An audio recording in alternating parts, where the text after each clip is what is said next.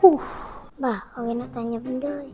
Dulu abah ni kerja apa? Abah dulu kerja pengadil belalai kerek. Tapi tu lah tak ada lama abah orang kata abah main kebo ni. Lepas tu abah ada kerja kilas spendo. Kena buat juga.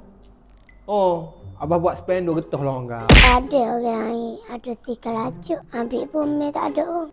Tu mujur hidup tu kira berjaya dah abah ni. Kita kena bersyukur dah ada hidup kita. Lagu mana.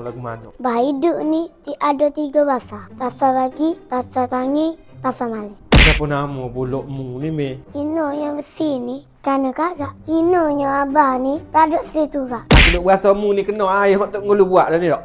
Mu pergi masuk. Mu ni kalau kau tapa mu kepah berih mu muka. Main gapo abah, panah tu? Oh, kejut mu. Abah duk tengok bakal sapu. Dia mu tak nampak kau ni. Tak panah kau, bakal gengir tu. Mana pulak bakal lengenyo. Tak nampak. Kaya abah siap bakal sapu nyo. Kau tik lah ni. Ni. Gapo bah? Tak ada gapo dia. Abah aku ni ada masalah kali. Aku nak tolong ni. Iya, me. Abah ada masalah ni. Masalah gapo bah? Abah rasa nak bening lah. Agak nak bini. Nak beli air sejuk pun tak ada duit. Bah. Ya, gapo? 13, 14 beri tu nak ikan. Oh, hagah teh nak gejala jauh nyo.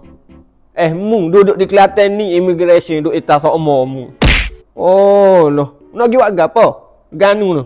Mereka utak kedai masa matang. Meno gila nak loceng kedai baru. Locing? Loceng. Locing. Laucing. Pembuka dibuka mana ganunya? Dia buka kita sebah bandar Ganu. Kerek teh kedai mah Seri Sematan buka cawangi. Kaya menak kau boh dia tu. Ada promosi bah. Abah ada duit tak? Nak pinjam lah. Me, abah bukan tak ada duit.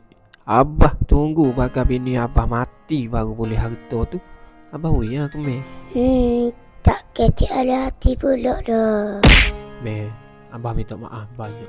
Abah suruh jatuh. Ada CEO ni jatuh. Bukan sebab mah. Sebab apa me? Sebab dia licin bah.